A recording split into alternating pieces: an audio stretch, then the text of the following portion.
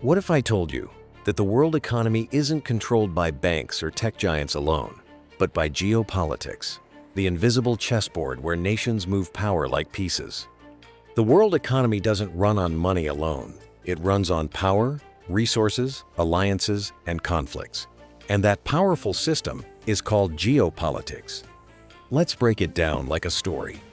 In 2022, when the war between Russia and Ukraine began, it wasn't just a regional conflict. It shook global markets. Oil prices skyrocketed. Gas supplies to Europe were cut. Countries like Germany faced energy crises. Inflation hit record highs. Why? Because geopolitics disrupted energy supply chains. Energy is power, and countries that control energy control the economy. Look at Saudi Arabia.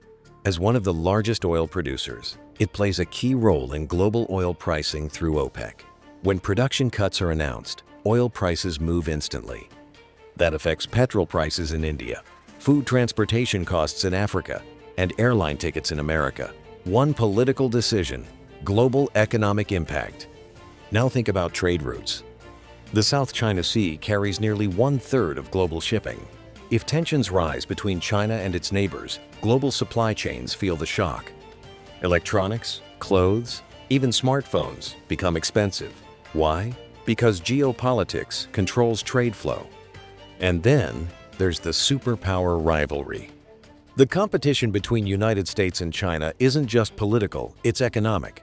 Trade wars, semiconductor bans, tech restrictions, these are economic weapons. When the US restricts chip exports, it impacts Chinese tech giants.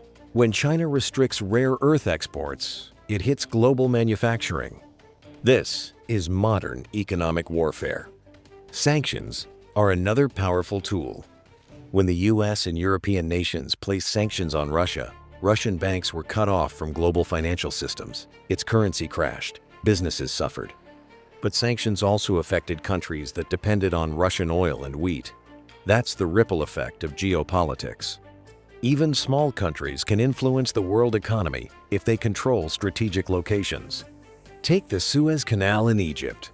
When a single cargo ship blocked it in 2021, global trade was disrupted for days. Billions of dollars were lost. That's geography shaping economics. Now let's talk about currency power. The US dollar dominates global trade. Most oil transactions happen in dollars. This gives America massive influence over international finance. If the dollar strengthens, developing countries with dollar debt struggle. If it weakens, global markets react. Currency itself becomes a geopolitical tool.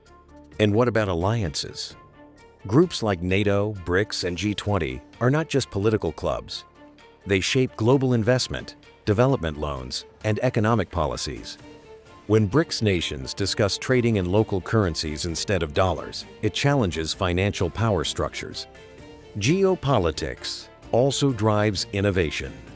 The space race between the US and the Soviet Union created technological revolutions. Today, competition between major powers is driving AI, defense tech, and renewable energy. Governments invest billions to stay ahead, and that shapes global markets. Even climate politics affects the economy.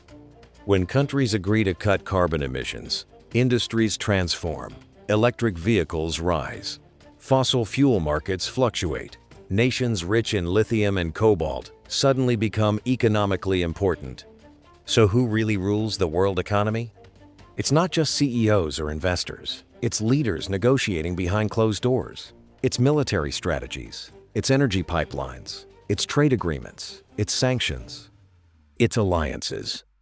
Geopolitics is the invisible hand behind visible markets. Every time you pay more for fuel, see stock markets crash, or hear about a trade deal, remember, somewhere on the global chessboard, a move has been made. And the game never stops. Because in the end, the world economy is not just about supply and demand.